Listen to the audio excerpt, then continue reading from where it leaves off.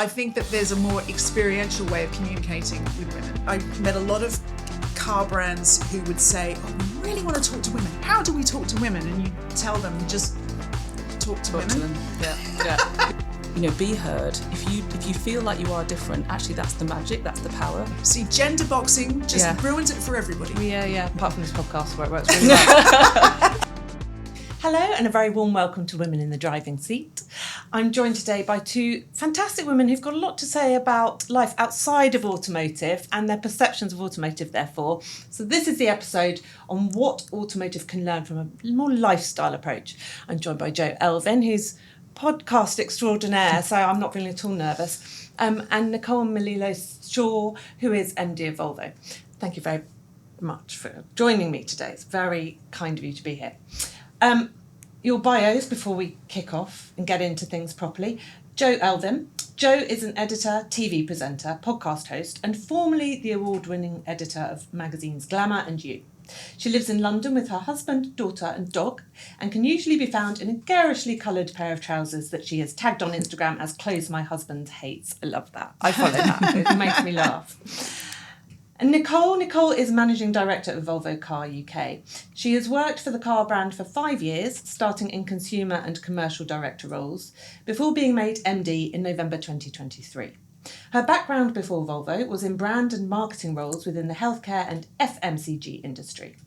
In her spare time, she spends as much time as she can with her husband and 2 young daughters and doesn't believe women can have it all, brackets not simultaneously anyway. We'll come back to that. Let's start with you, Jo. Well, how's your week been? What balls have you been dropping? What plates have you been spinning? What balls haven't I dropped, Erin? What have I been doing? I've done all sorts of things, from a boxing class to writing assignments to, and I think I have absolutely dropped a ball today in that I am recording a YouTube show I do later with the designer Amanda Wakely. It's called Friday Night Fashion. Get plugs in, and I have completely prepped for the episode that apparently we're doing next week.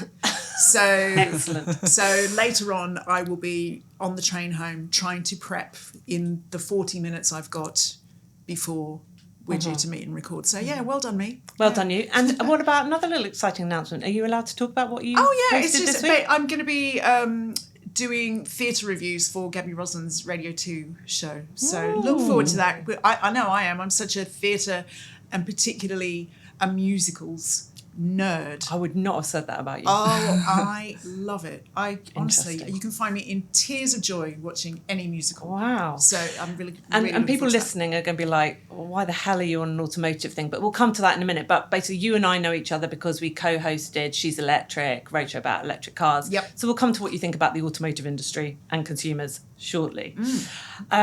Nicole, how's your week been? What have you been up to? Busy. I had to check what date it was today. It's only Wednesday, isn't it? I think so. Yeah, really busy, really good. From a work point of view, we've just launched our brand new car, our EX90, so our 7-seater fully electric car. Which I love, and I'm not paid to say that. Yeah, I do love it. You're not, and it is incredible, and it takes our technology to another level, and you've probably seen the advert as well, which is just all over. Absolutely love it. From a personal point of view, as it said in my opening, just trying to do as much as I can at home, which is basically once I've finished my day job, which is kind of ongoing. But yeah, really busy. And in terms of the question around dropping balls, yeah, left, right and centre, especially at home, because that's kind of the bit where you expect it to run normally and it doesn't. So I missed my daughter's running event. In fact, when I missed it, my husband missed it, so we didn't know that she had one. So how old is she? She's 8, and I found out from another parent who asked me how she'd done and if she'd gone to the special school to run and show off where she came, but we missed it. So that was not a good moment. Oh, so, I hear you. We have all been there. Yeah. We have all been there at one point or another. We have, 100%. And this is comforting to those listening that even really hyper-organised MDs do this sort of thing. Organised at work, come home, and then you miss some of that. But we've got a plan now. We've got a lot of things in our diary from my support team. So they now populate mine and my husband's diary with everything we need to know. So that's really good. So we're on top of it. But that's incredible. Shared diary diary. has come to me quite recently. I don't know why I didn't think of that for kind of partners at home, to just share, I'm away for work, I'm home, can you feed the dog? That sort of thing. Yeah, no, definitely. Yeah. So, Jo, you hadn't done anything with the automotive industry, had you, before last year, maybe? Not really. I suppose my experience in a professional sense has been having edited women's brands for many, many, many years. You occasionally, and very occasionally, talk to car manufacturers who are considering advertising in women's magazines. But it certainly in my day, it wasn't that common for them to directly target women. And if they did, it was with a certain kind of car. Right. Like a cute little dinky run around. Something a woman could handle. I will never forget. It was like years and years ago. I think it was VW, who they marketed a car where there was like a vase in the front seat. Yeah, the Beetle, wasn't it, with the flower? And it had like a gerbera flower. And then the Beetle. I was so upset about that. And then a woman in my street then bought one and actually started putting the gerbera in. And it was just like, it used to wind me up like no business, because it was just everything. Like, oh yeah, that's what women love. Do that. They need a flower in the car. So that's kind of been my experience of, I feel like, I met a lot of car brands who would say, oh, we really want to talk to women. How do we talk to women? And you tell them, just talk to women. To them.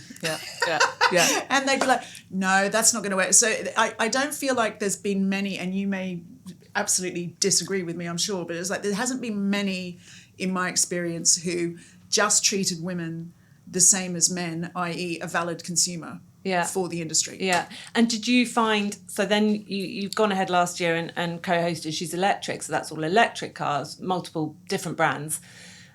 With the transition to electric, what do you think about the relationship between female consumers and the car brands with electric? Are car brands talking to women the right way about electric cars? Do you feel like women have got a positive sentiment about electric cars? I think that women are very, very curious and more, I think, slightly more willing to get the information for themselves rather than just immediately, like most men I talk to, like they've got their views on electric cars and they won't be swayed.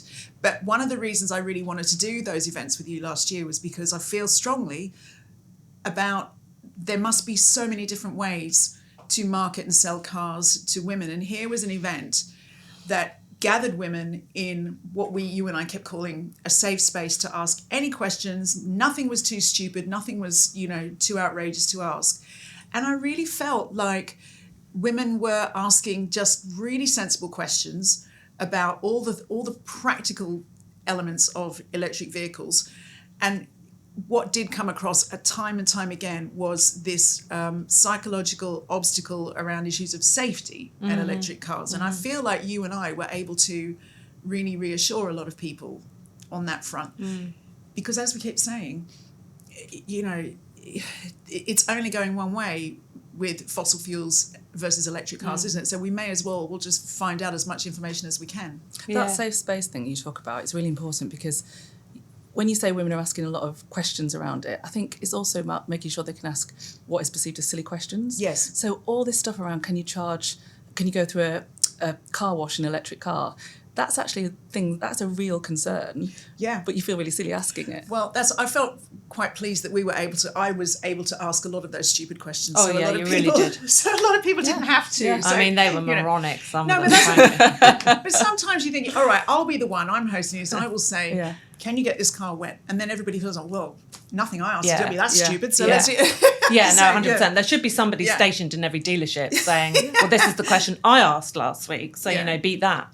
But actually, and I think it is, I don't know if it's more of a woman thing, but there's some men who will go, thank you for asking that, because I'm not necessarily into cars, but I'm interested in that question. And men aren't allowed to show any ignorance when it comes to the motors. So, exactly. Yeah, it's weird, isn't it? See, gender boxing just ruins it for everybody. Yeah. Apart from this podcast where it works really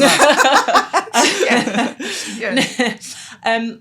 Nicole, what did you have any preconceptions about the automotive industry before you came into it? Because you came straight into Volvo, didn't you, from GSK, where you'd been before. Exactly. And had you ever thought about what were your interactions with the automotive industry? Was it just buying a car and what did you think about having a career in the automotive industry? Never considered having a career in the automotive industry, never, not even on my radar. My background was from wound care, pharmaceuticals, to healthcare, to products like Sensodyne, Strepsils, Gaviscon, all of that. So definitely didn't think about cars, but I wanted to do something different. And my main thing when I was looking at the next opportunity was finding something that had a synergy with my passions. So a brand that appeals to family, that's rooted in something really strong, something I could resonate with. So if you think about E45, for example, the cream, it's got a real heartland in dermatological care. So therefore, when you try and expand it, it's still got that solid root. And as soon as the opportunity came up at Volvo, it was exactly that. So yes, it's a car. That was almost a byproduct for me. It was more around what the brand stood for. And I still feel today really proud for what we do as a brand and how we make sure we bring everybody on the journey. And that's why, appealing to women, as you say, it's not a marketing tick box of we need to do that. It's embracing opportunity everywhere we can. And I think we've done quite a lot to make sure we do that. That's a really fascinating point about brand versus product, because I think that the automotive industry has just been selling cars to people for the past century. And a lot of motoring journalists, I would say, most of them, mostly male, still review product.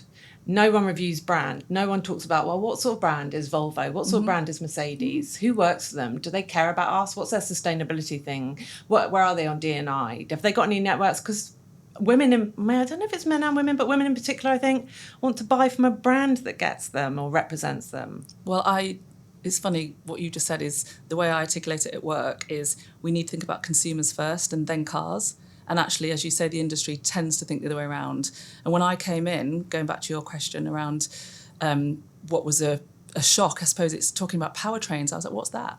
I don't know that language as a consumer. It's a really bad word. What is that? Tell me. It's the engine, isn't it? But it's not natural language. And actually, one of the things about the industry, it's just the same as any other industry. You're in it for a long time, you forget that other people don't understand what that means. But that's even more, imagine having a conversation where someone starts with that, you've then got to decode that element and say, what do you mean by that? Feel stupid, let alone the question about going in a car wash with an electric car. So we need to talk about consumers first, generally consumers, how to appeal, and then the product comes naturally with that. But if we don't start with that, it's always going to be the other way around. It's really interesting because it mirrors a lot of the way I have always approached magazines and sort of like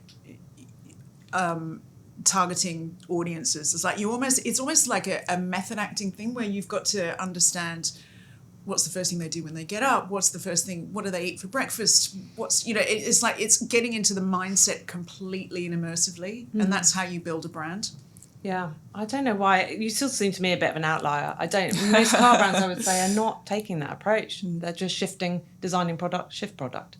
And I think there is a big rooted culture in the Swedish culture, genuinely. Yeah. I really do think that the equality in the way that the Swedes operate is so different that it translates everywhere. See, I do feel like you guys have got a bit of a head start, because people often say to me, okay, which brands are doing it well in automotive? Which brands are appealing to female consumers? And I say Mini, because they've always gone down that route of personalisation a bit, and they're that kind of cool city runaround. And Volvo, because you've got your Scandi DNA, and it's just kind of that gender neutrality is kind of baked into your brand. No, absolutely. I mean, I joined the week before the pandemic. So imagine, new industry. Excellent. Don't know anything, didn't meet anyone face to face for a while. Month later, found out I was pregnant. So didn't meet chaos. But you know what? When actually I announced my pregnancy, the first question that came from the central team was, who's taking the time off? We would never ask that in the UK. Yeah. We would just assume it was you as the woman. Yeah. So I found that quite interesting. It was a real immersion into what we stand for, and the fact that we do give equal paternity rights as well. So if you're at Volvo, both men and women get the same maternity/paternity rights from day one of joining. It's not do it for a year or whatever. So it really did. I hadn't joined for that reason, but it really did make me realise what a fantastic company I joined, and that they were really putting their money behind real issues and things that attract women into. Did you take advantage of that, you and your husband? I did. Obviously, he didn't get the benefit of it, but I did. So I was off for, what did I do? I think I did 6 months in the end. How much time did you take off, Jo? Anything when you had your... I took 6 months. Yeah. Were you in paid employment at that point, or were you freelance? Yes. No, I was in paid employment, and I ran screaming back to work. Love my daughter. Yes. But babies are hard. Yeah. And a bit boring. Yeah, I took the year because I hated the first 6 months so much. I was like, well, I'm going to get some use out of this maternity leave. I will take the year so that maybe I can enjoy the second 6 months. First morning when I finished a whole cup of coffee while it was hot at my desk. Yeah, Right. yeah. I remember messaging my husband about that, saying, I hope you're enjoying your hot coffee. You can do that. I can't, absolutely. Aren't we awful? No, I love my daughter, but she's 20 this year. So you're out of it, right? Yeah. You're on the other side. Yeah. You're back to being you, I was about to say. That sounds really bad. No, you know what I mean? That, definitely. No, my daughter decided to not take the bottle as I was coming back to work, so that was quite a big source of stress. But she knew what she was doing. She took the bottle the day before I actually started work, after 2 months of trying to get her to do it, so she knew exactly what she was doing. It's not very Swedish, is it? It's supposed to be like, times, clockwork, exactly. Fit in with me. Yeah, no, totally. Right, we have to pause briefly because we're halfway through already, which means one thing: it's time for podcast pit stop. The moment you've all been waiting for. Quick fire round. Feel free to fire something back at me. 6 questions each. You haven't had prior eyesight of these, have you? No swearing, Joe, because I know when you just want one-word answers. That might be a answers. promise hard to keep. With Yeah, okay, get ready. Okay, well, let's go with you first because Nicole's having a sip of her coffee. Right, Joe, coffee or tea? Tea. T-junction or roundabout? Oh, T-junction. I mean, you're a bad driver. Why do you keep saying that? That is outrageous. Honest answer, can you use PowerPoint? No. Good. Flats or heels? Flats. Yeah, we know. I haven't worn a pair of heels, not even to a black tie thing, in so long. Oh, and you're like fashion queen. Okay, that makes me feel better. Alcohol with work lunch? No, I can't. Even on holiday, I can't drink in the day. No, do you just fall asleep? Yeah. Yeah. Plants in the office, do you care? No. No. It could be dying right in front of me and I wouldn't notice. No, I can see that. Nicole? Yes. Hand towel or dryer in the office room? Dryer. Oh, I know, definitely dryer. Why are you so adamant about that? That was really straight off the mark. She's I'm so interested. eco, that's fine. But which is the eco? I will come back to Yeah, that. no, there is a question which about is better that. for the I environment? just prefer, I don't know actually the answer to that, but just strong reaction to that question, wasn't it? I don't like hand towel mess, do you? Yeah, that as well. Yeah. Something to do with it afterwards. Quick fire. How many times a day do you go on LinkedIn? Oh, 100 at Do least. you? Yeah. To post or to see what everyone else is Both, up to? but more seeing what's going on. Yeah. Makeup in the office, minimal, none, or full face? Minimal. How many unread emails in your inbox to the nearest 100? About 15 because I cleared them at the weekend. Wow. But before that, it would have been more like 100. But I have big cull at the weekend. Freelance or PAYE? Oh, PAYE. Cocktail or mocktail? Cocktail. Nice. Good. Well done. You And both heels. passed. And heels. Yeah, we know. You've come in heels today. You're never out of heels. Not unless I'm at the gym. That's the only time. Are you serious? That's the only time you're in Genuinely flats? only time. Are you in pain or? No. Really? And when you said about walking, I'm very comfortable walking in heels. Oh, I know. What about a light jog? If you're late for If the... I need to do that, I have been known to do that, yeah. I tell you what, my very dark reason is I always think as well, I want to be able to run if I need to in an emergency. Wow. So if I can't run in them, I have to at least be able to kick them off. Okay. Okay. Joe, what can automotive, I mean, this is a whole hour-long discussion, but in a nutshell, what can automotive learn from the fashion industry? Because it feels to me like the answer to that is everything. I'm thinking about how fashion is an industry for women. It employs loads of women. Women respond to it. Women get excited about buying stuff from the fashion industry, the marketing, the advertising, the comms, the language. It's all geared up really well for women. It works for women. The thing about the fashion industry is it is seen as a pretty much women-only pursuit and interest. And so, yes, you're right. It's all geared to marketing in that way, and there's just no question that it's all innately targeted to women.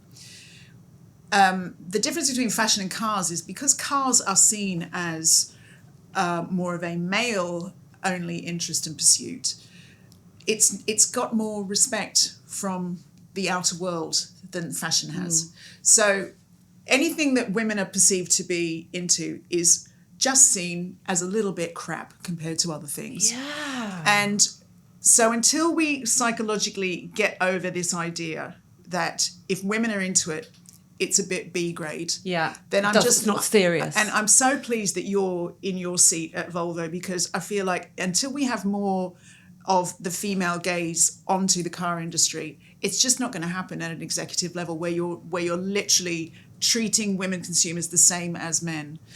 Just for instance, and I'm asking this question, I'm very ignorant. You may be able to say, well, there's tons, but how many car ads are there where it's just a given that it's the woman in the driver's seat? It's like little things like that just, when I worked at the Daily Mail for a few years, it was like, I'd often be in a room of meeting with men and be one of maybe two other women in a room of about a dozen people.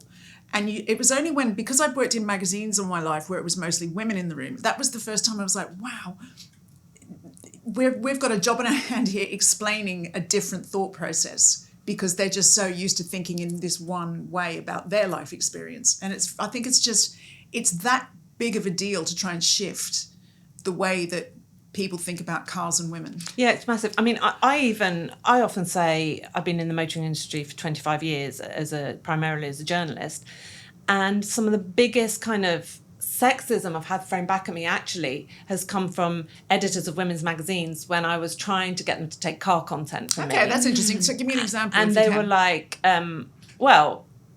a number of major titles that I might want to work for in the future, so I won't name. But, a number of the big glossy, high glossy women's magazines saying, no, I don't think so, because our readership women don't really want to read about cars. And that's really dispiriting, because I was going to car manufacturers going, women want to know about cars, and they're going, no. Yeah, but I mean, it's so untrue. I mean, actually, we all know, don't we, that if you're buying a car, firstly, women need to buy cars, shock horror, but that happens.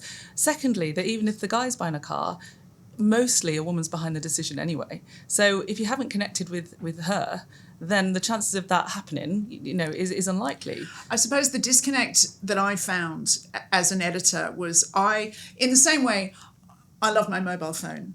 I couldn't give a monkey's how my mobile phone works. No. I just want it to work, and I want it, show me what it can do for me, show me how it can enhance my life. So I wanted car content that was about how a car makes you feel.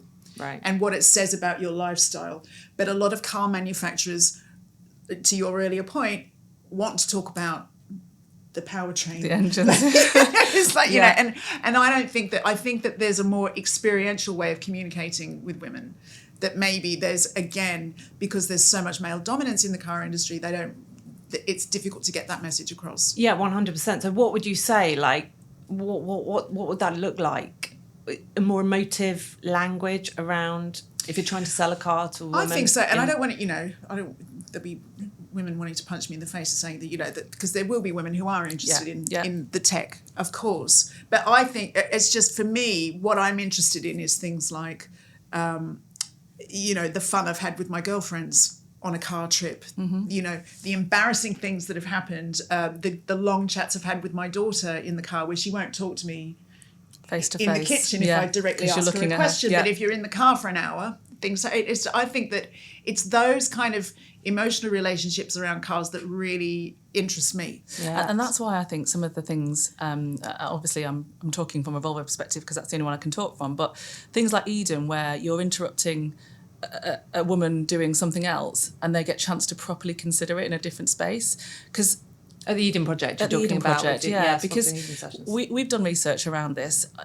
3 out of 4 women hate going into a dealership. Probably doesn't surprise you, that stat.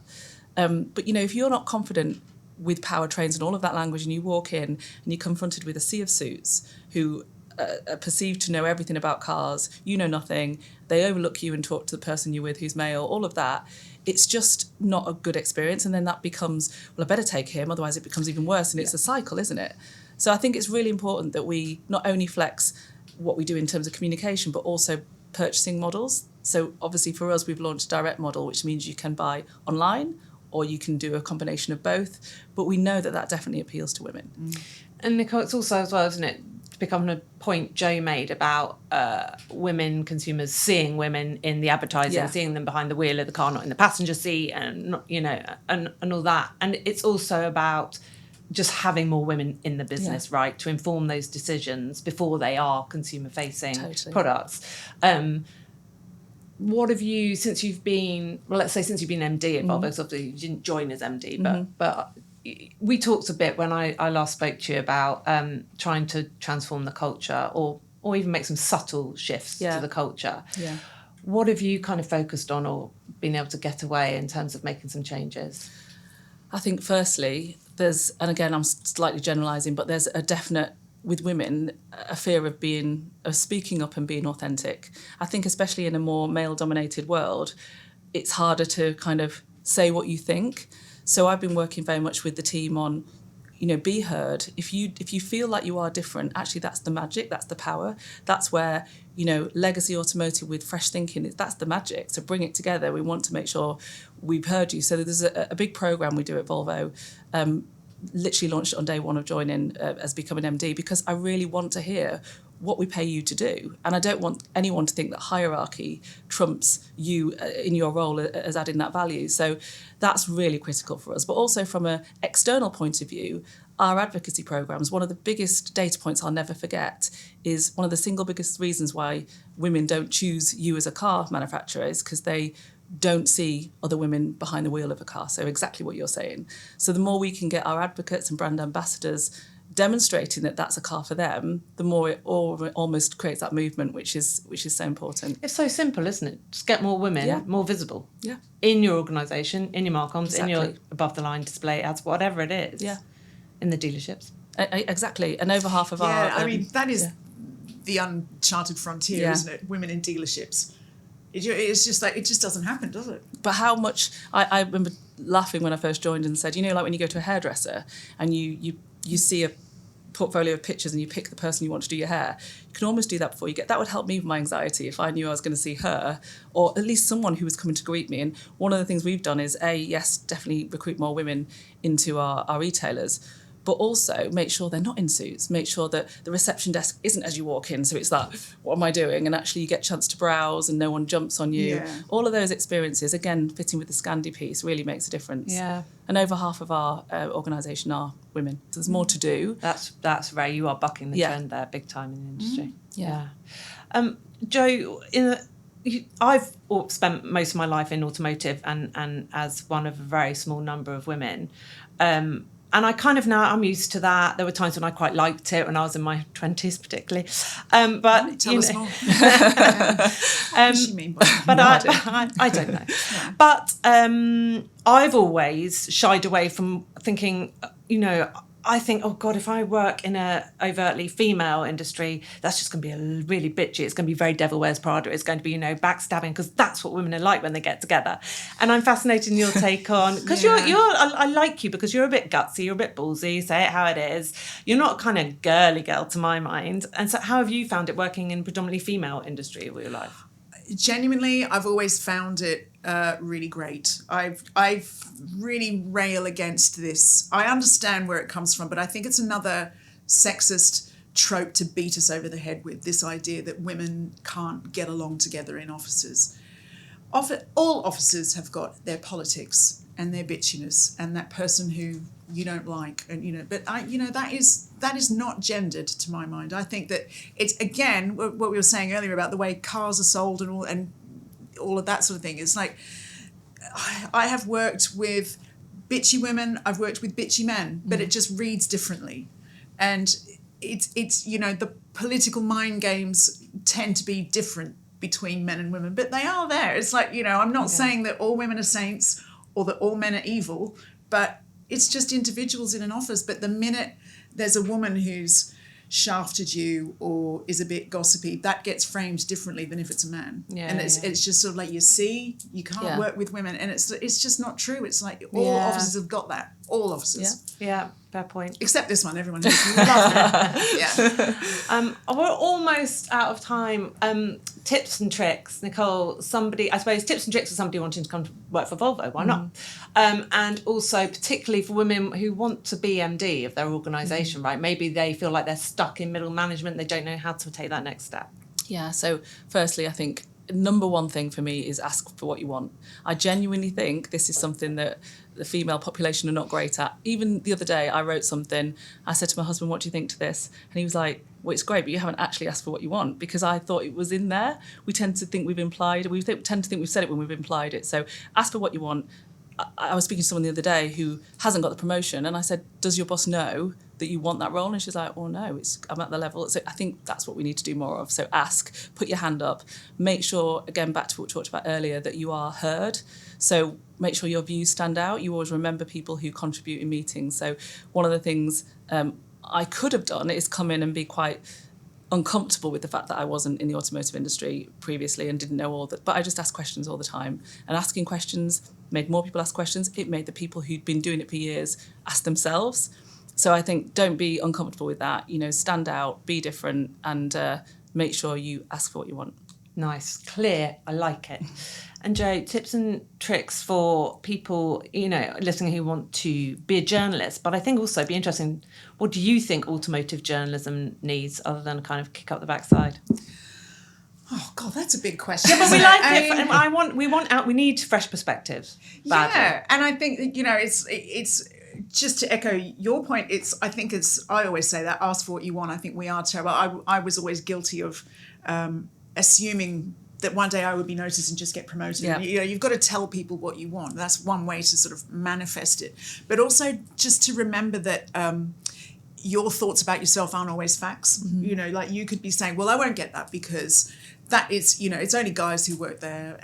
But unless you're willing to see yourself in that role and go for it, I don't know how it happens. So it's like self-belief, I think, is really, really important. How did you get into journalism? Did you work your way up from local newspapers and traditional route? Well, it's so interesting because I was in my teens and I did work experience at a teenage magazine in Australia.